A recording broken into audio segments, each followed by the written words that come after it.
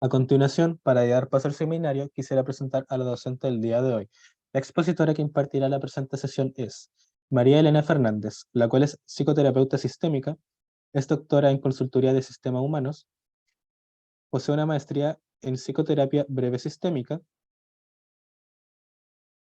eh, también posee residencia en terapia breve en el Mental Research Institute en Palo Alto, California, y es autora del libro Patrones de Bienestar, Andamiaje de Intervenciones Sistémicas en Soluciones, Psicología Positiva e Hipnosis.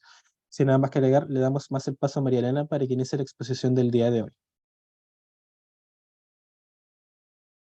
Muy bien, pues muchas gracias, Cristóbal, y pues me da muchísimo gusto tener oportunidad de poder tener este encuentro con cada uno de ustedes. Agradezco a quienes estén con su cámara encendida, la verdad. Excelente, Karen, Errol, Rosa, Neira, Soraya, Jenny, Alejandra Jaramillo. Excelente, bueno, pues bienvenidos. Diana también, y bueno, pues los que se animaran a encenderla, pues agradezco porque honestamente permite el que tengamos oportunidad de poder tener un mejor vínculo conector, digamos, en este momento de perdido para poder tener oportunidad de poder verles el rostro, ¿no? Entonces, bueno, agradezco muchísimo a quienes lo van encendiendo también. Y bueno, pues con el gusto ahora de poder compartirles algunas ideas en esta hora en la que vamos a estar hablando un poco de este tema que pareciera ser pues una situación importante, necesaria dentro de las realidades que vamos enfrentando en nuestra sociedad de hoy en día, ¿no? Entonces voy a compartir pantalla para introducir un poquito esta condición, del el tema que vamos a revisar el día de hoy. De entrada, bueno, les comento que si bien vamos a tener algunos elementos básicos de cómo ir trabajando en un proceso de darnos cuenta qué ha ido ocurriendo un poco en nuestra realidad, para a partir de ello poder estar conscientes de que este proceso de acomodar nuestras emociones y nuestra afectividad, que tiene que ver con la autoestima, pues es vital, es como de esas enseñanzas que vamos adquiriendo, a veces sin mucha claridad, la verdad, desde que somos muy pequeños y que luego eventualmente creemos que solito va fluyendo y se va acomodando sin que tengamos que hacer algo en particular.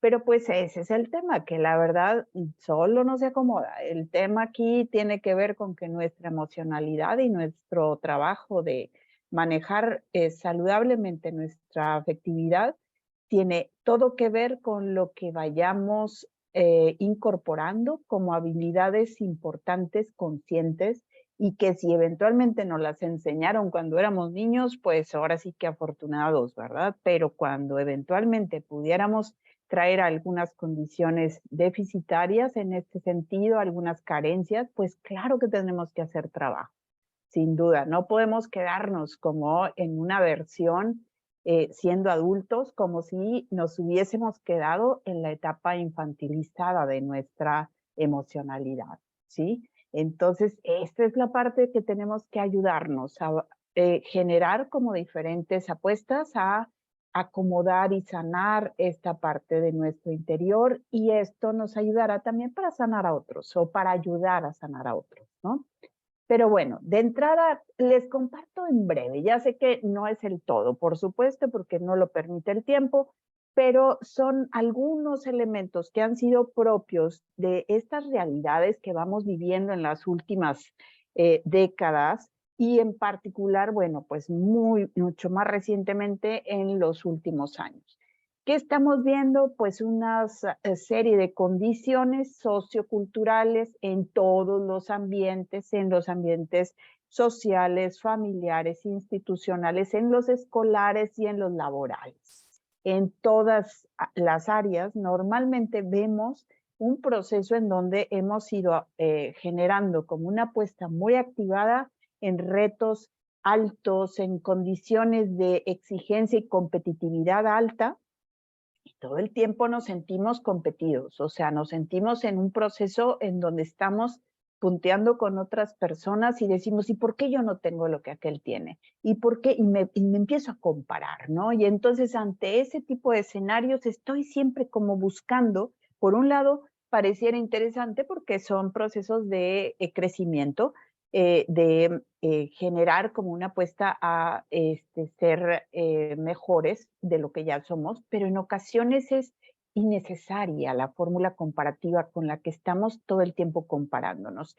Esta parte luego se asocia también con que hemos ido acostumbrándonos en los últimas, sobre todo en las últimas décadas, a generar apuestas a que le pudiéramos emprender esfuerzo, pero a cosas que acaben siendo más sencillas o las que no acaben siendo tan retadoras.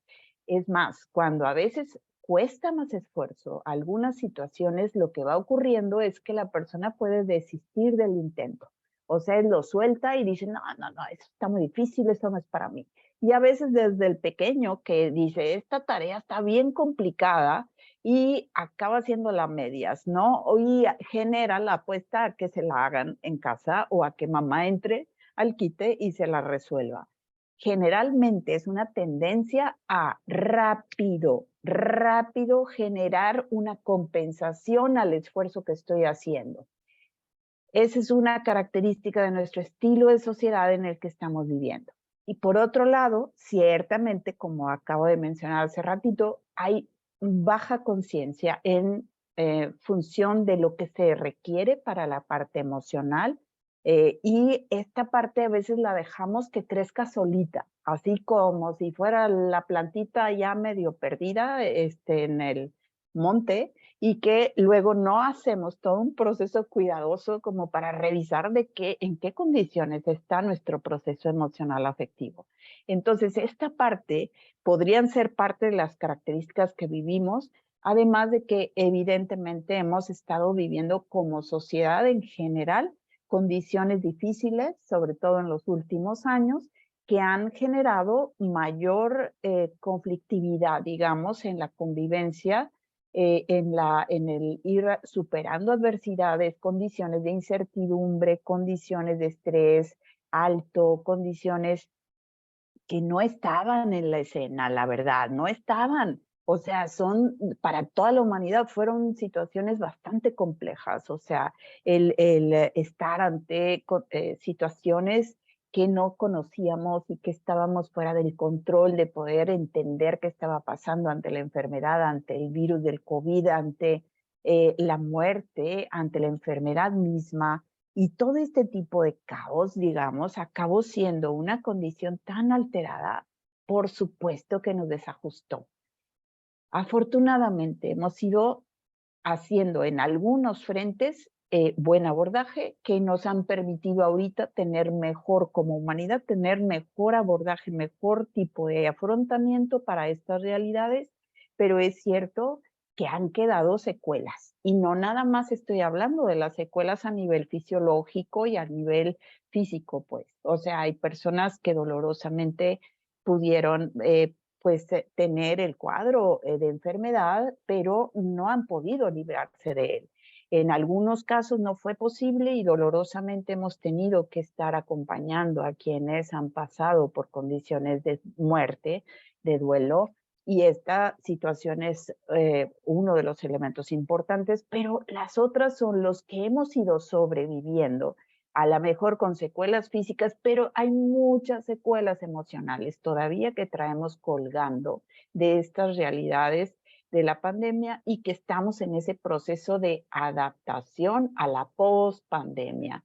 Es decir, ha habido condiciones en las que hemos tenido que ir lidiando con lo que pudimos pues dejar de hacer, digamos, o sea, por las omisiones que pudieron haber estado obligadas, digamos, esas condiciones también de socialización limitada, de aislamiento que tuvimos que vivir y que en los más pequeños, en los más jóvenes, pues evidentemente, si a todos nos afectó, a los más pequeños también fue una constante complicada en la que hay tema por ir sanando a partir de entonces. Entonces son algunos elementos. Pero ¿qué ha ocurrido en consecuencia a estas realidades? Por un lado, los niveles de estrés, que ya lo sabemos que ese es, haz de cuenta que el platillo de todas las mesas, y ese ha sido una constante. La tolerancia muy baja a condiciones de frustración. Cuando no alcanzo lo que estoy deseando obtener, esta es una situación complicada que genera fácilmente el que pueda haber un desborde de emocionalidad desacomodada por la frustración, por esa condición en la que la persona no siente la posibilidad de poder alcanzar estados más satisfactorios a sus deseos. La prevalencia eventualmente de cuadros ansiosos y depresivos, esto ha sido dolorosamente también una condición epidémica porque han sido pues realidades emproblemadas muy complicadas y como secuencia también a estas situaciones hay toda una amalgama, digamos, de realidades complejas que van alrededor de estos cuadros del estrés, de la ansiedad, de la depresión, como una fórmula mixta en la que estos eventos han estado prevaleciendo fuertemente y han generado estilos también de conflictividad en la relación interpersonal. Si a esto le sumamos otras tantas, que la mera verdad no son solo por este periodo pospandémico, sino que la verdad ya las traíamos un poco además para atrás de periodos anteriores a ese perfil de sociedad en el que nos hemos movido, pues estamos hablando de procesos de déficit, o sea, hay una carencia de procesos de autorreflexión, de esa incapacidad para poder darme cuenta de qué está pasando con mi vida, de qué está pasando en este tipo de condiciones con las que estamos viviendo ahora.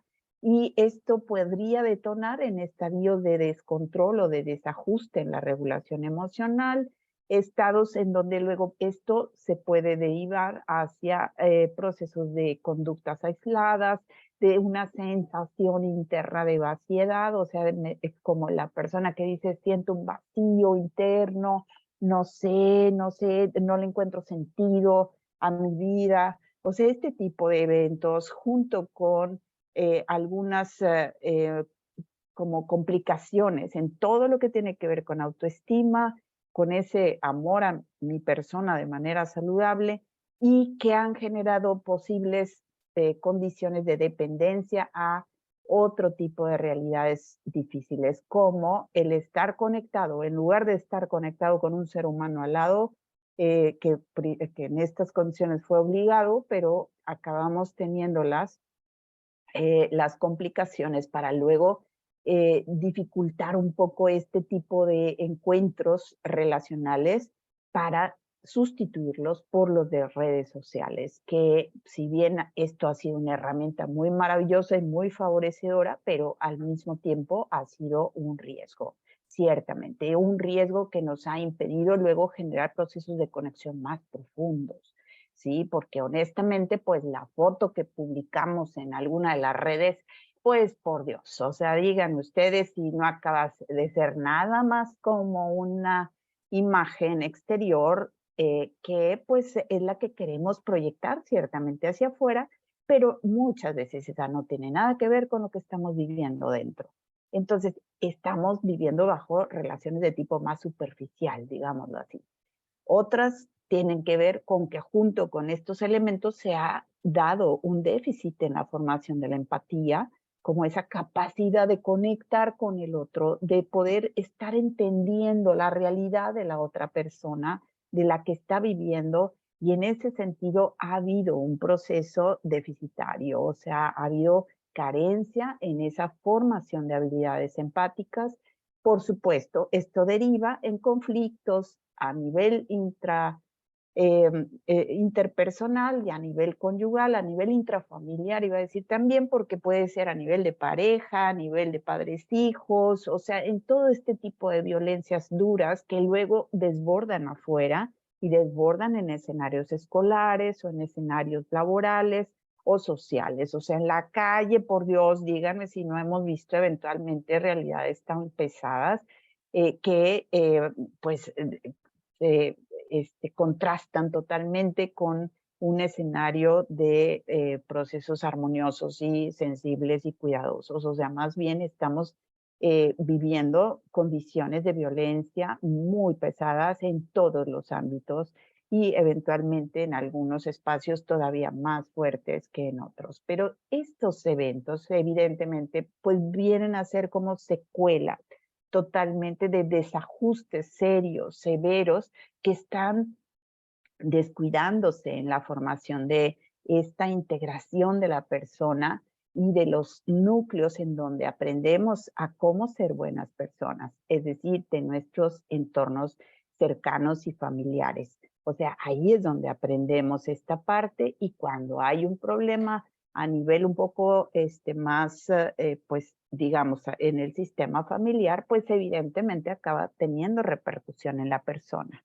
O sea, difícilmente vamos a pensar que estamos ajenos a pues poder padecer algunas condiciones duras si es que no estamos cuidando nuestro tipo de vínculos en nuestro circuito más íntimo, más cercano, ¿no? Entonces, estas realidades son parte del escenario diario que vivimos. Yo les diría, así como de manera súper amplia, o sea, que parte de los elementos que naturalmente estamos obligados a poder observar y cuidar y mantener de manera muy respetuosa son estas tres grandes áreas. Ya sé que tenemos muchos elementos y circuitos internos importantes, por supuesto, pero quisiera tratar de globalizarlos un poco en estos tres grandes bloques. Mi área física biológica como uno de los elementos importantes que tengo que aprender a cuidar, mi área emocional afectiva, que es de la que vamos a hablar el día de hoy, y el área pensante, racional, que me conecta con mi trascendencia, con mi ser espiritual, digámoslo así. Estas tres son absolutamente vitales para yo poder estar manteniendo un estado de equilibrio interior. Si alguna de ellas pudiera estar más evolucionada que otra, pues por un lado dices, pues excelente, nada más que el punto aquí es que si lo vemos como si fuese este círculo que estamos dibujando aquí, si fuese como una superficie de una mesa que tiene tres grandes pilares, si uno de ellos es más alto y los otros se quedaron más acotados en el crecimiento y en la longitud, lo que estamos observando es que mi mesa está coja, digámoslo así, está desequilibrada y lo que ponga encima se me va a desajustar, sin duda. O sea, esto tenemos que estar bien atentos a cuidarlo porque forma parte de mi proceso integrador en la armonía interna.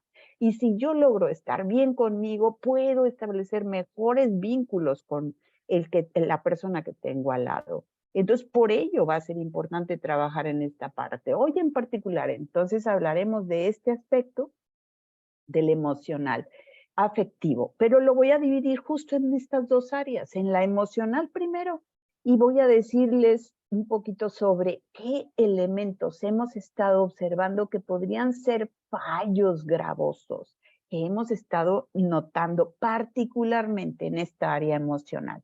Por un lado, algunos que acabo de mencionar como de manera global, pero que ahorita las punteo acordes a que esta área de la persona podría estar desacomodada. La baja autoconciencia, es decir, no sé ni qué pasa, simplemente en algunos casos genero reacciones emocionales, aunque no sé ni qué onda con eso, no sé, no entiendo, o sea, simplemente me siento mal. Y ese me siento mal a veces ni nombre tiene, nada más mal, punto. Y como si eso ya fuese total, ¿verdad? O sea, fuese lo suficientemente claro. Honestamente, está difícil, o sea, que podamos empezar a regular algo que ni siquiera le ponemos nombre. Y por ahí va a ser un tema. Pero bueno, esta parte de la baja conciencia o autoconciencia emocional puede detonar estadios de reactividad emocional, es decir, se me dispara de manera desordenada la emoción, ¿sí? No sé cómo, pero se desordena, se activa y es como volcán, o sea, salgo con toda la emocionalidad en erupción y como tal cual, ya sea con condiciones de miedo, de enojo, de dolor, de tristeza, y entonces se sobreactiva y reflejo a nivel luego conductual algunas condiciones que pueden ser complicadas, tanto para mí mismo como para los demás que viven conmigo. Esta es una de las características. La otra tiene que ver con que se puede generar un estadio como de congelamiento de la emoción.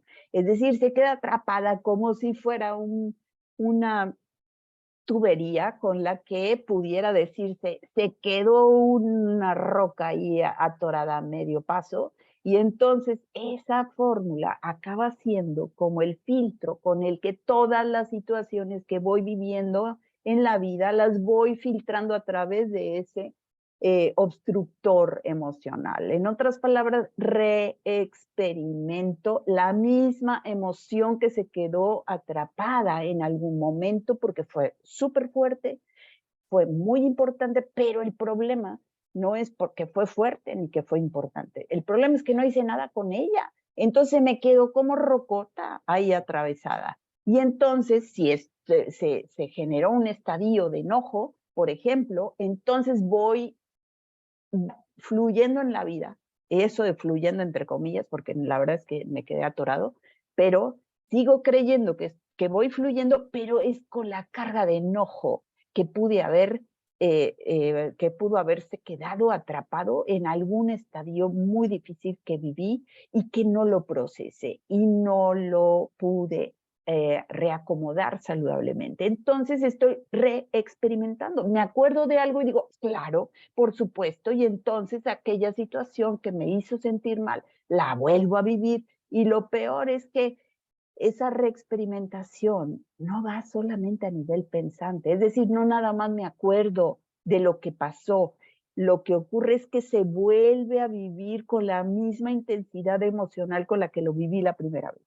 Entonces, esa es la problemática más gravosa, porque estoy sufriendo de manera constante, como si me estuviera replicando la misma película continuamente y me la estoy como autopatrocinando la película, como en esas fórmulas en las que antiguamente, allá con los que tenemos más de 50 años, la mera verdad, podríamos decir que ya sabíamos cuál era esa permanencia voluntaria de los cines, ¿no? O sea, que se replicaba la película un montón de veces. A los más jóvenes como ustedes podría decirse que eso, ¿qué es eso, verdad? O sea, simplemente no aplica.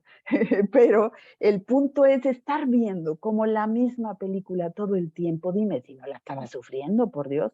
Cada vez que acabas regresándote al mismo evento en el recordatorio, no nada más viene como imagen o como idea, viene junto con la carga emocional. Esa es la reexperimentación.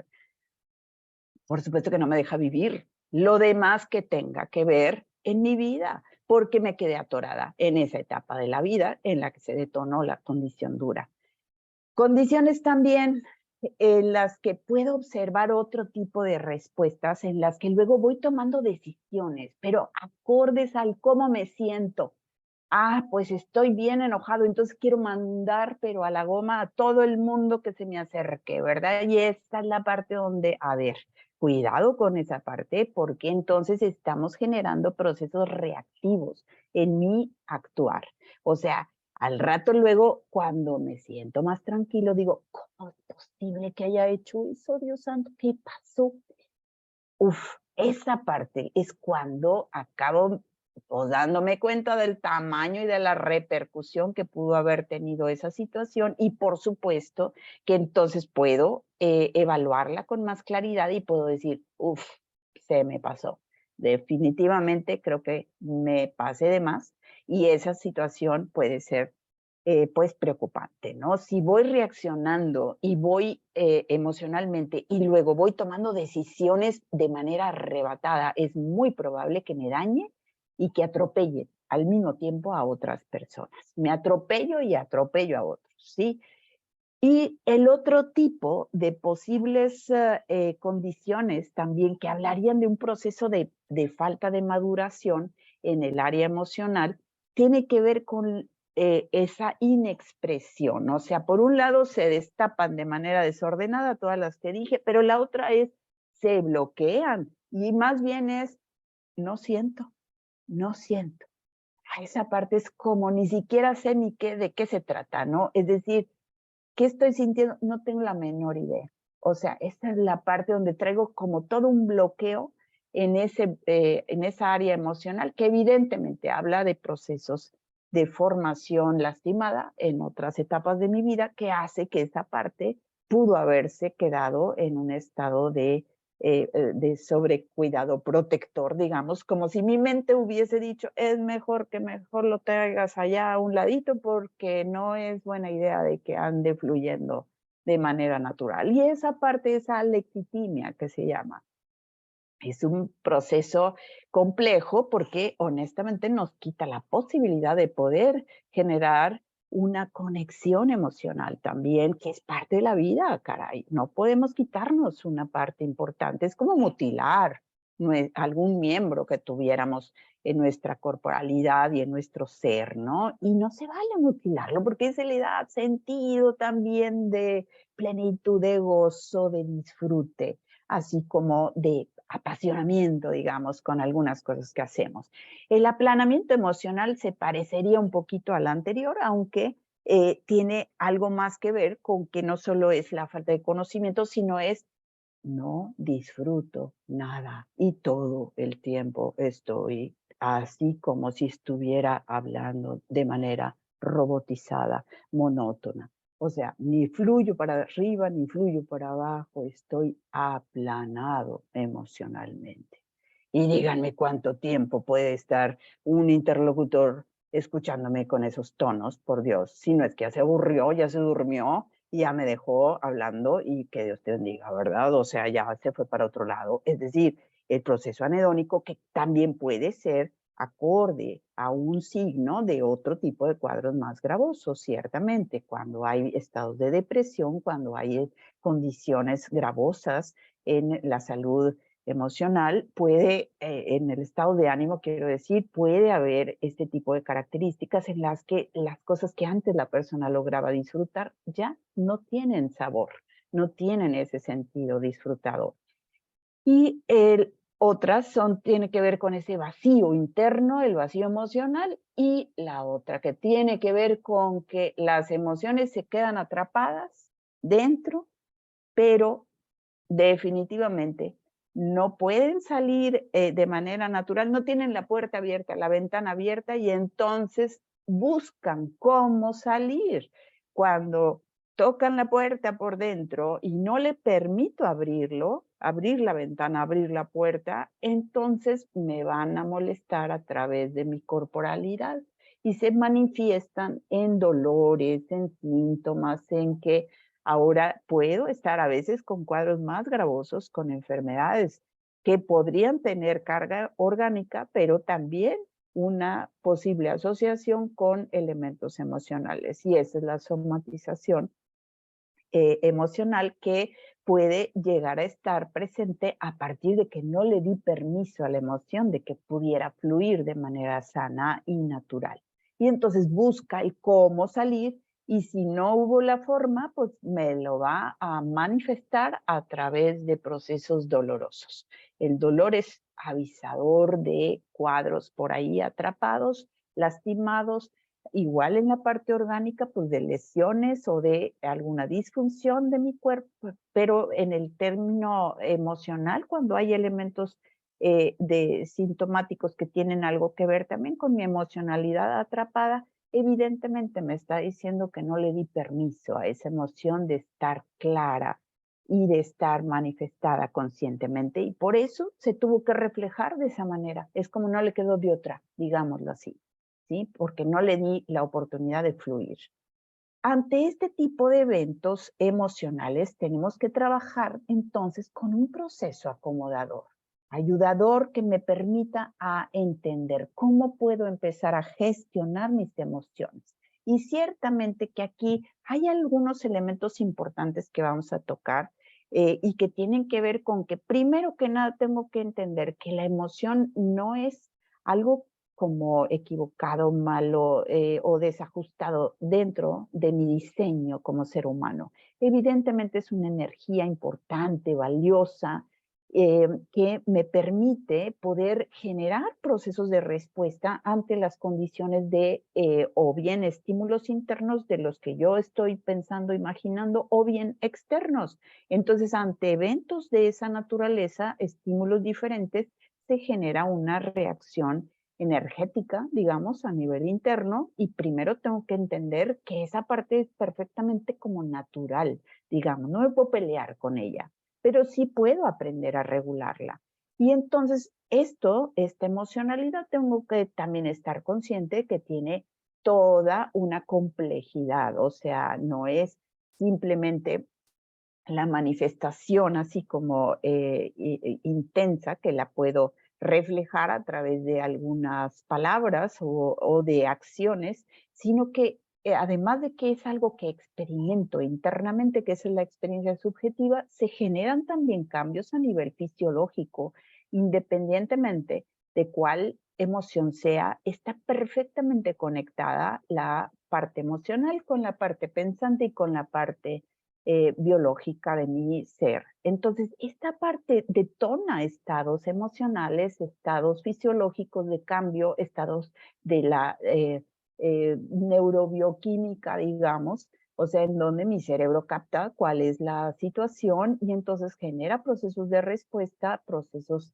en donde detona y segrega sustancias también, los neurotransmisores que me van a detonar también una retroalimentación. No son lineales las fórmulas de entenderlo, sino que van siendo procesos circulares en donde todos los elementos están interconectados. Eso puedo generar también un proceso evaluativo en términos pensantes. Muchas veces esta parte, aunque todas están interconectadas, pero esta es la detonadora. O sea, pienso algo, se genera una respuesta emocional de forma como inmediata para luego generar procesos también de respuesta a nivel fisiológico y luego respondo en términos conductuales. Todo este complejo de elementos están asociados a la emoción, ¿sí? Y además de esto, una vez entendiéndolo así, entonces, ¿cuál es el paso 1? Identificar cómo me siento. Ponle nombre al cómo estás experimentándote. Cuando le preguntas a una persona y le dices, a ver, pero ¿cómo te sientes en este momento? Y si te dicen, pues mira, Aristóteles hablaba de las diferentes ideas importantes. A ver, espérame, ¿quién te preguntó por Aristóteles? O sea, te estoy preguntando cómo te sientes. Lo que me estás respondiendo es una idea, no es una emoción. ¿Me estoy explicando? O sea, y si alguien responde de manera más sencilla, pues bien, honestamente el bien no nos dice grandes cosas. O sea, es válido como global, pero ponle más detalle y es ahí en donde hay que entender que tenemos la capacidad para poder identificar, pero hay que saber cómo le llamamos a esto. Normalmente hablábamos de algunas básicas, emociones básicas, ¿sí? Que sí, el miedo, el enojo, la tristeza, la alegría, ¿sí? O sea, toda el asco o la repugnancia. Pero la verdad es de que se ha sabido por ahí que generalmente son 16 las emociones que tenemos como claves, ¿sí? Y esta parte será prudente poder estar atentos a ellas para poder ir acomodando un poco más las fórmulas lingüísticas, es decir, el poder saber, a ver, hoy me siento sorprendido, o tal vez me siento impresionado, o no sé si me siento contento, o más bien tranquilo quizás, o no sé, el tema es poder ayudarnos a identificar el cómo nos sentimos es punto 1, para después transitar a la oportunidad de poder tener permiso, esta es la clave, el permiso de experimentar la emoción. Si inmediatamente la freno, la rompo, la quito, la bloqueo, pues no le estoy dando chance de que se manifieste. Pero una cosa es, acordémonos, una cosa es me doy permiso de experimentar la emoción y otra cosa es actúo en consecuencia. ¿Me estoy explicando esto? Son dos cosas distintas. Me puedo sentir muy triste por alguna situación o me puedo sentir con enojo por alguna experiencia que estoy viviendo. Pero eso no quiere decir que porque me siento con enojo te voy a cachetear. Esa es acción, ¿ok? Experimentar la emoción. No, no podríamos hablar de que sea una situación propiamente moral, digamos. O sea, no es correcto o incorrecto. Puedo experimentar la emoción, punto. Y esa no se cuestiona. Pero ¿qué sí se cuestiona? ¿Y qué puede entrar la moralidad en esto? La moralidad me refiero, ¿está bien o no está bien? Es la acción consecuente la que tengo que evaluar. Si porque estoy enojado, entonces te aviento el carro y te lanzo ahí como pues los tomates ahí que me encontré en el súper y te los aviento en la cara, a ver, perdóname, pero esa es una acción consecuente a mi enojo, pero esa acción es totalmente reactiva. Y si lo pensara bien, creo que no lo haría, porque tiene consecuencias. ¿Sí? Pero el punto aquí es darme permiso de experimentar la emoción. Esto no tiene nada que ver con que esté mal o esté bien. Y puedo estar triste por alguna situación, generalmente por pérdidas. Cuando estoy experimentando tristeza es por eso, porque pude diluir una posible situación que sí contaba con ella y ya no la tengo, o porque estoy perdiendo a alguien importante para mí o algún objeto importante para mí. O sea, estas condiciones ciertamente son eventos perfectamente viables que tengo la oportunidad de poder experimentarlos para poder decir, órale, bueno, pues sí, me estoy sintiendo de esta manera. Y esta parte es un proceso de autoconciencia, o sea, no puedo estar claro de cómo me siento si es que no me detengo en una pausa introspectiva para poderme dar cuenta qué está pasando dentro de mí. Y después de esta parte, puedo entender cuál es la función que está cubriendo la emoción. Aquí hay mucho trabajo que no me voy a poder detener mucho por los tiempos, pero es la parte importante que tengo que cuidar. La funcionalidad de la emoción tiene que ver con que si está aflorando es por una buena razón que me está indicando internamente, pero tengo que estar consciente de que esa función podría ser, me está avisando de una pérdida y por eso estoy triste, o me está avisando de un proceso invasivo a mis límites y por eso me detonó enojo, o me está avisando de alguna condición de amenaza y por eso se me prende la alerta del miedo. Es decir, estoy atenta a eso, estoy atento a eso. Esa es la clave de cuál es el elemento por el que me está detonando la emoción. O sea, ¿qué está ocurriendo en mi entorno? ¿Qué estímulos están manejando fuera que me ayudan a poderme entonces entender por qué me sentí con miedo? O sea, esta parte es importante entenderme. ¿Sí? Ah, bueno, lo que pasa es que me dio miedo una situación o me detonó el miedo porque lo percibí como una amenaza, o sea, como una condición de peligro, ¿no? Es decir, entender esa parte es importante para que entonces pueda darme cuenta si aplica. O sea, si eventualmente descubro que era pensando en que era una amenaza y resulta que evalúo claramente, era una impresión nada más personal, pero no tenía que ver con una amenaza. A ver, bueno, entonces ya desactivó la alarma que se me prendió de manera automática y pudo haber sido falsa. Entonces esa parte me permite descubrir la función y si hubiese también emociones de tipo somatizado, la verdad, ya sé que es todo un trabajo importante que podemos ir haciendo en este terreno, pero estar consciente de que si me está doliendo el estómago y me generó una inflamación en el intestino y traigo colitis, por ejemplo, pero no tiene que ver con que me eché un chicharrón ni porque me comí el chile, sino que a lo mejor tiene algo que ver con el estrés que estoy acumulando y que no he podido como ir aligerando. Entonces, por supuesto que puede haber tema ahí.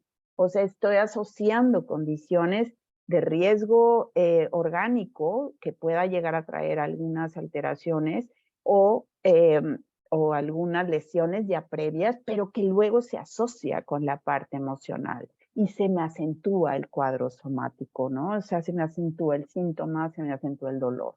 Esta parte tengo que trabajar de cómo ir desactivando la emocionalidad cuando hay procesos de dolor. Y luego, otro elemento muy importante es qué creencia, qué idea está atrás de esa emocionalidad atrapada.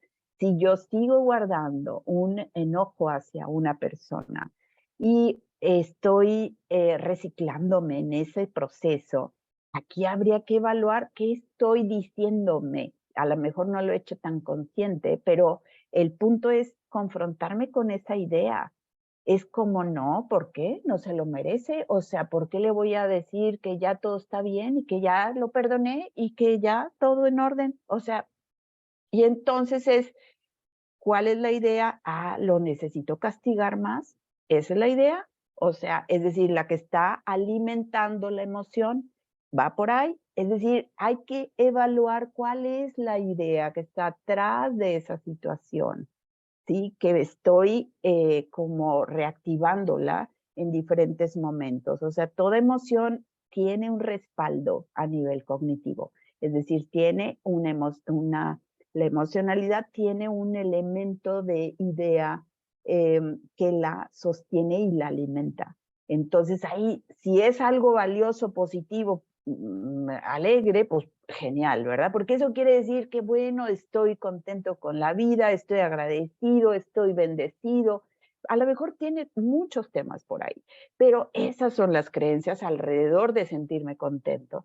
Pero si estoy generalmente molesto, enojado, a ver, ¿qué hay atrás que me está diciendo que es necesario seguir en esa frecuencia de enojo? Y habría que evaluar si esa creencia correspondió a otra época, otra etapa de mi vida, y todavía la ando arrastrando como si esa fuera aquí y ahora presente y vigente. Habría que evaluarla, ¿sí? Porque muchas veces traemos nada más como esa prolongación congelada de esa condición que decía que se quedó atorada, se quedó congelada en esa etapa, en esa condición dura, y no la procesé y se quedó como anclada, de tal vuelo que sigo teniendo la misma condición y la misma cara y la misma expresión y sigo enojado de por vida, caray. Y ahí es donde, a ver, espérate, pues, ¿qué pasó? O sea, puedes hacer un proceso de reacomodo y a lo mejor ahí entonces fue necesario y fue útil hacerlo de esa manera, pero ¿será ahora todavía necesario? ¿Será vigente el que sigas en esa actitud de defensa-ofensa? O sea, que estés alimentando enojo gratuito y automatizado. ¿Será necesario? Porque a lo mejor ya las condiciones no son como las que eran. Eran hostiles, ya no son hostiles y sigo estando en la misma frecuencia. Algo estoy diciéndome y esa parte va a ser el proceso de revisión de la creencia. ¿Ok? Una vez que hago esto, por supuesto, ¿qué hago con ello? O lo expreso, por Dios, ya lo saco del escenario para que deje de estar atrapándome y empiezo a hacer un procesamiento de la situación. La calibro, la calibración tiene que ver con qué tanto es bueno, qué tanto no es necesario ya.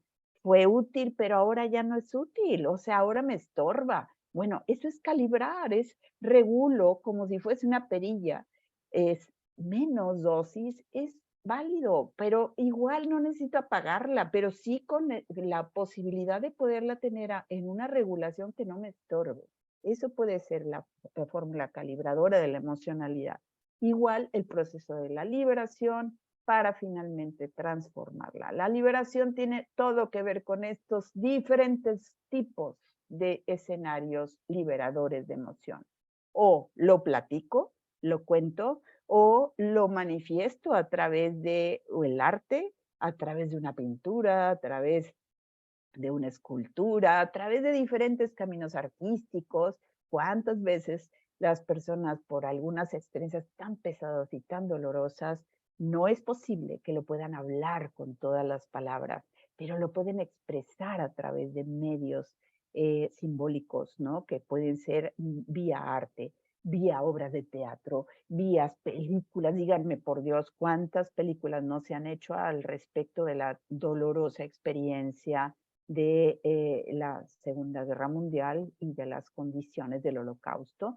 ¿Cuántas películas no se han hecho? Bueno, por ahí tiene todo que ver, o sea, el procesamiento de las experiencias de dolor tan terribles que se vivieron fueron parte de ir trabajando en un acomodo sanador gradual, por supuesto, vía el cine, ¿sí? Y por ahí hubo mucho trabajo, las musicales, el ejercicio físico, el proceso de reflexión y de escritura, o algunos otros caminos son útiles, estrategias que ayudan a cómo maniobrar con la expresión liberadora de la emoción. No se vale dejarla atrapada porque nos bloquea, acordémonos, nos bloquea la tubería emocional, ¿no?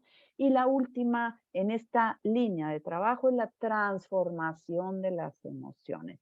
No se vale dejarlas atoradas, además de la liberación que ya dije, sino estar observándome un poquito, aunque tengo todo el paisaje y el repertorio de mis emociones disponible para cuando sea necesario utilizarlas, pero sí se vale traer algunas un poquito más predominantes. Y ante ello sí se vale hacer un trabajo de revisión transformadora de mi emoción. Si generalmente tengo una tendencia al miedo, a ver, pues entonces tengo que hacer trabajo al respecto para que no necesariamente me entre en automático el miedo. Qué mejor que pudiera traer un poco en el automático una fórmula más tranquila, o más dispuesta, o más ayudadora ante la vida, o sea, más positiva, y poder hacer luego diferentes cambios a partir de lo que vaya experimentando y evidentemente acorde con la posible opción a que experimente el enojo o el miedo si fuera necesario, o alguna, o la tristeza, si también fuera por ahí, entre otras, las opciones por el tipo de experiencias que vaya experimentando, pero que traiga un poco más sesgado mi proceso hacia un camino más sanador, en donde mi tendencia sea estar en un estado más armonioso, más tranquilo, o más ayudador, o más positivo, o más alegre, ¿no? Por ahí hay un trabajo muy valioso. Y la última parte tiene que ver con, hablé todo lo que tiene que ver con emociones, pero acordémonos que esta parte no va sola. La emocionalidad va junto con la afectividad. Y en esta área de la afectividad vemos también que cuando el fallo está en el proceso de amor a mí mismo lastimado, entonces se manifiesta con procesos de autodaño, digamos, de una afectividad en desorden, o no me involucro con nadie porque tengo miedo a que me hagan daño y mejor no me relaciono afectivamente con nadie, o bien me trato de jugar un poquito con diferentes fórmulas. Ahora sí que me atrapo afectivamente con el que primero se me para enfrente, ¿sí? Y esa parte pudiera ser también condición de riesgo. No solo el que se aísla y se en sí misma, sino también el que se engancha de manera muy superficial o poco cuidadosa con su afectividad desbordante, que acaba teniendo procesos de relación inadecuada, ¿no? Este tipo de condiciones las tenemos que trabajar también en procesos sanadores, porque aquí no es lo que solo me dieron cuando era pequeño en la dosis de afecto. Aquí es qué hago como adulto en este proceso.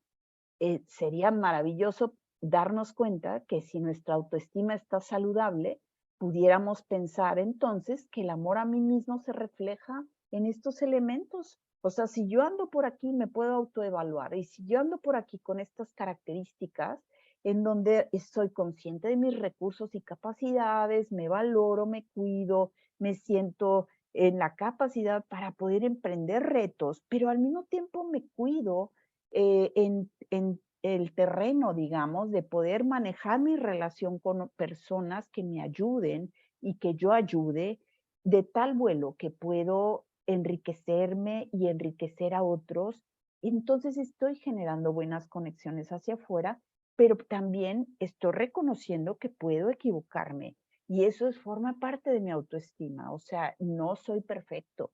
Esa dosis de perfección no existe, la verdad, y más bien tengo que trabajar conmigo, no es esperar la respuesta de afuera, es trabajar con mi persona, reconocer lo que estoy fallando y empezar a trabajar responsablemente y cuidadosa y amorosamente en mi yo. Esta parte es básica para poder generar un proceso de sanación de mi autoestima, porque ¿qué ocurre si la autoestima está lastimada? Puede haber dos grandes condiciones emproblemadas. Una, o se magnifica como si yo soy el mejor del planeta, digámoslo así, pero estoy fuera de realidad. O sea, es en un proceso en donde me obsesiono con ese estadio de perfección en mí mismo y no acepto condiciones de retroalimentación del de afuera, no acepto algún tipo de crítica, aunque sea constructiva y saludable, y más bien genera una tendencia a minimizar al de afuera. Es decir, cuando la persona se siente y se presume como si fuese obsesivamente perfecto y el mejor y el más bello y el más importante y el más inteligente, la mera verdad nos está hablando de lo contrario, ¿ok? Entre líneas, pero no lo va a aceptar, ese es el punto. Entre líneas nos está diciendo que tiene una muy pequeña autoestima y que necesita amplificarla para entonces sentirse importante. Ese es el problema de la magnificación. O sea, nos está hablando del opuesto, digámoslo así. En el exterior parece demasiado alto, pero honestamente es porque se siente en un estado de baja estatura interna y por ello descalifica, critica, agrede y genera en el de afuera una fórmula de cómo disminuir la aportación del de afuera o la persona del de afuera y lo descalifica y lo critica para que no le genere sombra, digamos, y no le amenace. Entonces, esta magnificada es un problema que igual ocurre si habláramos del otro perfil de baja autoestima, la victimización.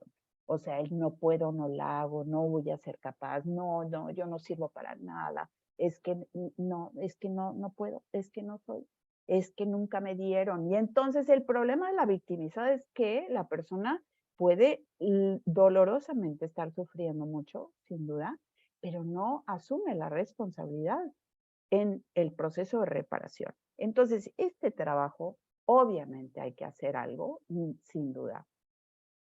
¿Por qué? Porque si no se rellena.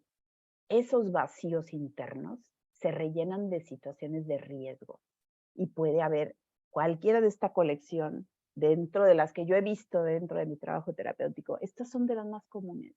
O sea, la persona no se siente suficientemente amada y querida y entonces va a trabajar en procesos de sobreexigencia, de aprobación externa, esperando todo el tiempo que el de afuera lo respalde y le aplauda. Y si no, se siente totalmente sumergido en el sótano, ¿verdad? O se sobreexige muchísimo o está en rutas de sobreactivación muy intensas, como tratando de buscar rellenos a ese vaso interior, a ese estado interno de vacío, ¿sí? O se rellena con sustancias, o sea que son procesos de compensación dopamínica en la que se eleva finteando un poquito como que estoy feliz, pero pues es una felicidad entre comillas, totalmente transitoria, que la verdad ni es feliz, o sea, por supuesto, pero se fintea creyendo que se le dispara el placer en esos instantes y efectivamente sí, hay una elevación, pero es totalmente efímera, se fuga, se dispersa tan rápido que luego, por supuesto, la caída es frontal hacia abajo, ¿no? Cuando acaba el efecto. La comida como un proceso compensatorio también en términos de placer, ¿sí? Y que acaban siendo elementos en donde luego hay problemas en ese sentido de alimentación. Los juegos, al azar, o sea, los juegos de azar, esa apuesta, o sea, incansable, en donde de repente la persona ya perdió la luz y ya perdió la claridad Pero todo esto son procesos de evasión, o bien las lesiones, el cutting que se le llama, o sea, las autolesiones, como fórmulas que paradójicamente, por supuesto, son provocadoras de dolor, pero acaban siendo distractoras del otro dolor, que es el vacío interior, ¿sí? Esa fórmula que luego acaba siendo hasta placentera para algunas personas que la practican, pero acaban siendo procesos muy lastimados con los que podrían relacionarse tratando de buscar ese proceso de autoafecto, digámoslo así, o de estar buscando ese relleno a través de fórmulas de sexo también, en donde no es cuidadoso la fórmula de maniobra con estas situaciones y la persona se acaba atrapando en relaciones emproblemadas, ¿no? Todo este proceso ciertamente nos habla de trabajo importante que tenemos que hacer. Una súper veloz que les compartiré muy en breve, porque no hay tiempo ya, pero tiene que ver con empezar a cuidar toda la parte de mi corporalidad y obviamente empezar a trabajar en el respeto a mí mismo, en aceptarme. No soy perfecto, por Dios, no soy perfecto, pero puedo empezar a trabajar en un proceso de empezar a decirle elementos valiosos a mi corporalidad, cuidándolo.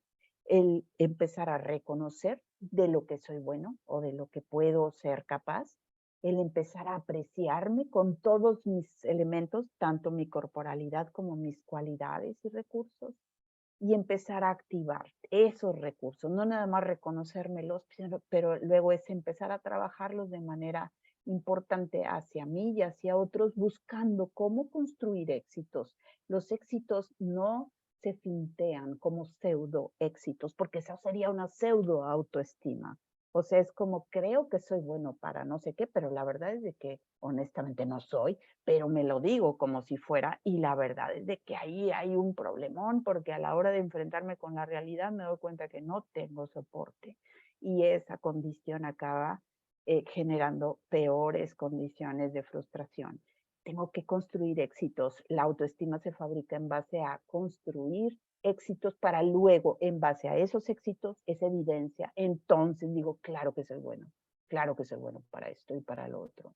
Y evidentemente cuidar estos espacios en el día que tengan que ver con lo que le llamaríamos los nichos de reparación. Tengo jornadas de trabajo, de actividad, de estudio, de retos, pero tengo que integrar momentos disfrutables en mi vida que me permitan balancear. Son signos de amor a mi persona, ¿sí? Y evidentemente el pensar de manera positiva. Este es el alimento interno que le doy a mi mente porque este va a conectar con cómo me siento. Si me digo que soy bueno, para algunas cosas importantes, pues entonces mi sentimiento va a ser de seguridad y de motivación y de confianza y voy a actuar en consecuencia. Lo mismo ocurre si no lo hago, ¿verdad? Y cuidar en esta parte mucho el proceso de responsabilidad. Si yo me asumo en responsabilidades que no me tocan y que son de otras personas y que son de otras condiciones que no son mías, entonces estoy asumiendo de más. Pero igual ocurre si no asumo la parte que sí me corresponde y estoy esperando a que el de afuera me lo haga y me lo resuelva. Y si soy un adulto y sigo creyendo que mis padres debieron de haberme dado y no me lo dieron, entonces estoy victimizándome y no estoy asumiendo la responsabilidad de mi yo adulto. El yo adulto trabaja en sí mismo, no espera que venga la solución de afuera. Entonces, esta parte, junto con el reconocimiento de lo que no tengo, de las carencias personales, pero para trabajar en ellas, por Dios, no es que ya estemos completos ni que hayan sido los mejores escenarios, probablemente en los que crecí, pero es reconocerlos para que entonces empiece a trabajar en ellos en su reparación.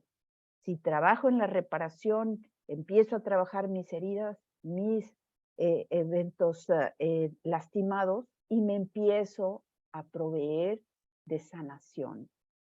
Resignifico condiciones dolorosas, condiciones de fallo, trabajo en ellas, no es nada más quejarme por ellas, sino trabajo en un proceso de sanación para perdonar, perdonarme y perdonar a otros y hasta a veces, aunque no se lo merezcan, simplemente es porque yo necesito liberarme, por Dios, puede ser el mejor camino. Me asumo en metas importantes para mí, significativas, porque eso me ayuda a crecer. Y eso mantiene un estado de respeto a mi persona.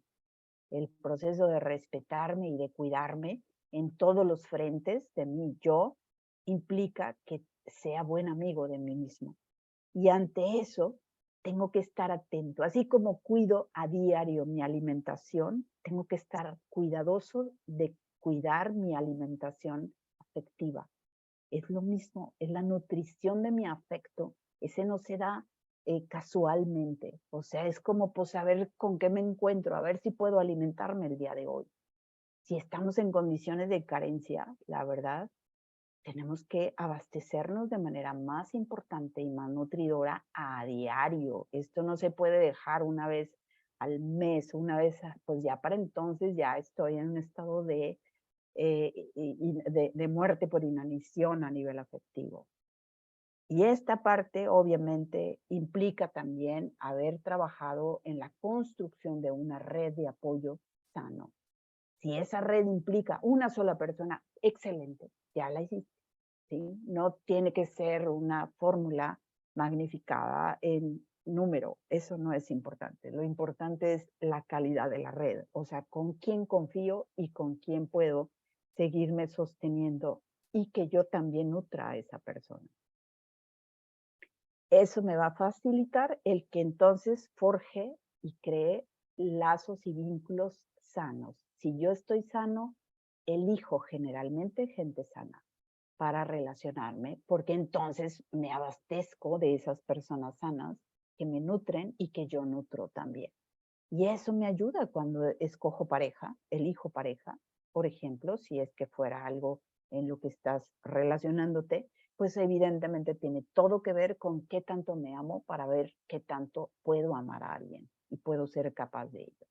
Y con estos elementos que ya sé que son ahorita una fórmula como ampliada, digamos, de los diferentes elementos que tenemos que cuidar, pues cierro este tema pues recomendándoles o compartiéndoles un poquito el que tengo un libro de mi autoría con el que para las personas que trabajan como ayudadores de otros, como terapeutas o como coaches que ayudan a otras personas, está esta opción en la que es un recorrido de más de 100 ejercicios que proponen justamente el cómo recuperar procesos de bienestar y facilitan un camino de sanación a los diferentes terrenos. Entonces, por ahí es una alternativa que la comparto por aquello de que a alguien le interesara adquirir este libro.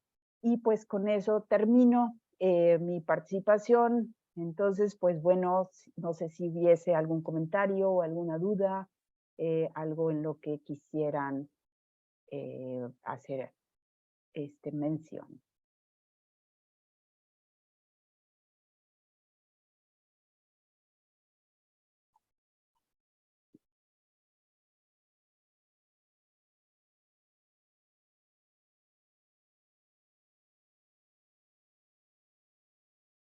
Y pues bueno, pues igual por los mensajes que han comentado, pues igual agradezco. Yo creo que por ahí nada más vi algo que anotaban así velozmente respecto em, a esta parte de las versiones egoístas, ¿no? Pero en esta parte tenemos que estar muy cuidadosos de entender bien este concepto. O sea, creo que es muy importante que no se trata de que me encierre en mí mismo, ciertamente no es por ahí, es el ser muy cuidadoso de mí mismo porque eso me permite ser muy generoso con el otro, pero de manera muy cuidadosa también. ¿Sí? O sea, es un proceso de autocuidado saludable y sanador que no podríamos decirle que la palabra egoísmo es cuando acaba generándose un proceso de encierro, de ensimismamiento, digámoslo así, insano, porque entonces no me importa mi entorno, no me importa el otro, ¿no? O sea, cuando estoy fortaleciendo mi interno, lo estoy haciendo de manera tan cuidadosa para yo luego poder ofrecer mi enriquecimiento a otras personas. O sea, ciertamente no es para yo quedármelo solo para mí mismo como beneficiario, sino para que mi yo es el número uno, pero acabo siendo luego comprometido para poderlo compartir y contribuir. Así que por ahí va un poquito esa idea. Silvia Adelina, ¿quieres hacer alguna pregunta? Hola, buenas tardes. Sí. Eh, em, Me encantó el trabajo que acaba de presentar. Todo está muy integrado, está muy, muy claro. Sin embargo, me gustaría saber si existe alguna estrategia o una técnica que sea como la más adecuada para trabajar esa remoción de emociones que efectivamente de repente nos vemos que la persona empieza a sufrir, que empieza a recordar, que empieza y inmediatamente a lo mejor por la empatía, por lo que sea, tratamos como de querer avanzar a pasos agigantados y no siempre se da como la pauta o el paso para que las personas lleven ese proceso hasta llegar a esa parte de me cuido y comparto lo que me he cuidado, lo que he aprendido con los demás. ¿Hay alguna técnica que sea la más recomendada para que puedan llegar a ese punto? Bueno, yo creo que ciertamente sí, hay mucho trabajo bonito que podemos ir haciendo para apoyar. O sea, no solo un elemento o una técnica puede ser absoluta, por supuesto, porque la idea es como de diferentes caminos que puedan irse adaptando según la situación y según la realidad que la persona esté viviendo.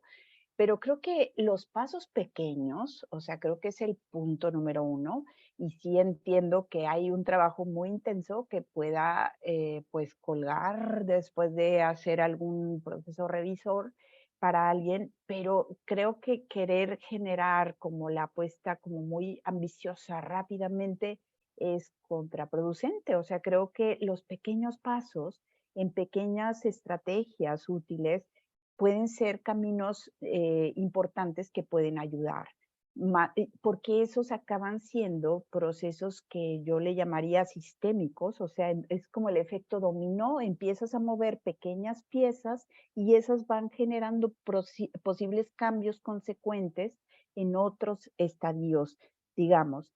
¿Cuál es el punto de inicio para que puede ser útil en general, digamos? O sea, en general, pero honestamente con la reserva de que la situación se pueda entender y se pueda ajustar como de manera particular. El que si hay alguien que trae algún desacomodo en esta parte emocional, bueno, empezar con la sensorialidad encausada, yo le digo así, de esta manera. Es decir, empezar a tener conciencia de los diferentes sentidos con los que tenemos eh, visión, audición, olfato, el poder gustativo y táctil. O sea, estos elementos va a ser la oportunidad para empezar a entrenar, digámoslo así, a la persona a que esté consciente en ese momento de qué estoy escuchando, qué me gusta escuchar, qué me gusta observar, qué me gusta oler, qué me gusta disfrutar en el sabor, o sea, qué me gusta saborear, qué me gusta tocar en términos así como sensoriales, táctiles.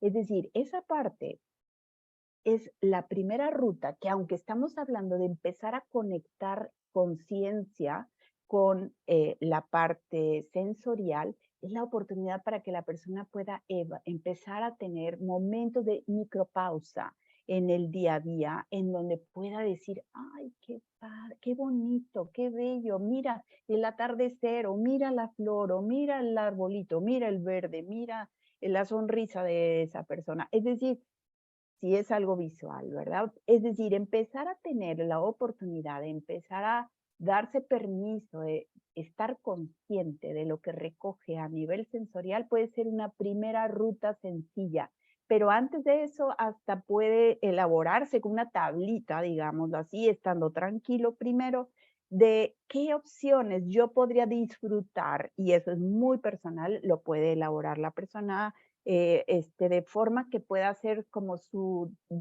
inventario, digamos, de áreas disfrutables a nivel sensorial. ¿Qué me gusta ver? ¿Qué me gusta en cada uno de los sentidos? Para empezar a nutrirse con uno de ellos a diario. Evidentemente que sean cuidadosamente sanos. Es decir, si me estoy explicando, no se trata de que integren en la tablita, pues aquellos de las adicciones o aquellas condiciones que luego también forman parte de la bronca. Por supuesto, claro, porque entonces pues ya nos estamos emproblemando más de lo que ya estábamos.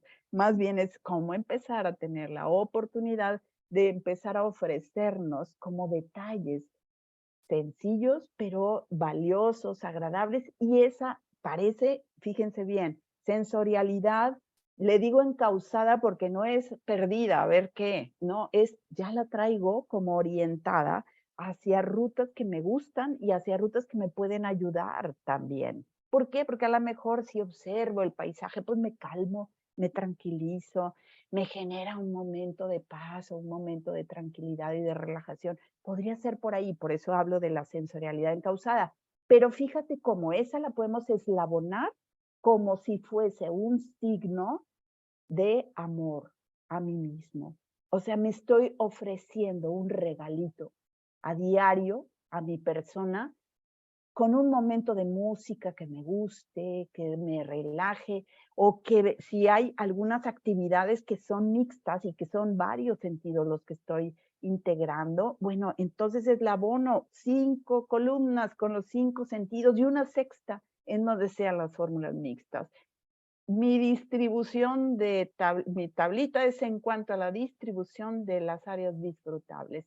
Y eso puede ser un camino interesante y son signos que si me lo ofrezco de manera intencional y deliberada a diario, uno de ellos al menos a diario, son signos de amor a mi persona. Es por estar bien conmigo.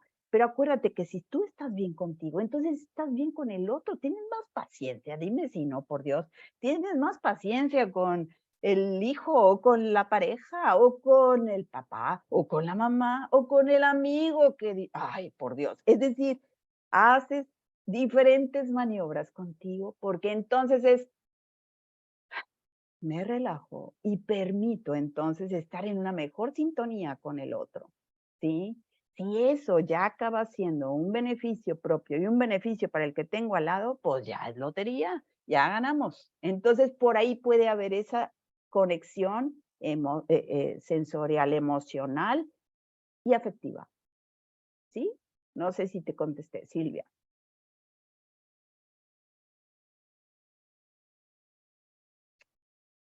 Muy bien. Pues ¿Alguna otra bueno, pregunta? Que por el tiempo alcanza una sola pregunta nomás. La última pregunta.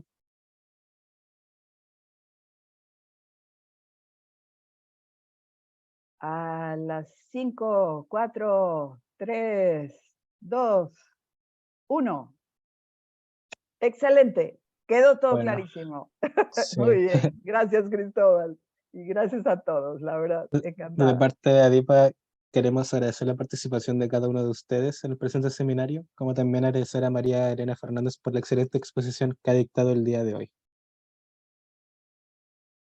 Encantadísima y pues bueno, invitados al curso que está más largo porque es justamente la oportunidad, ahora sí, en el curso que por ahí van a trabajarlo, algo por ahí va a monitorearlo Cristóbal, ¿no? Un sorteo o algo así, pero bueno, invitados justamente porque en 2 semanitas vamos a tener oportunidad luego de justo hablar de estrategias que nos ayuden y que nos faciliten para poder ir haciendo todo este proceso que acabamos de compartir, ¿no? O sea, es cómo ir logrando elementos y con algunas estrategias ayudadoras ya de forma más aplicable, van a ser caminos interesantes que abordaremos. Entonces, invitados, ¿sí? Adelante, Cristóbal.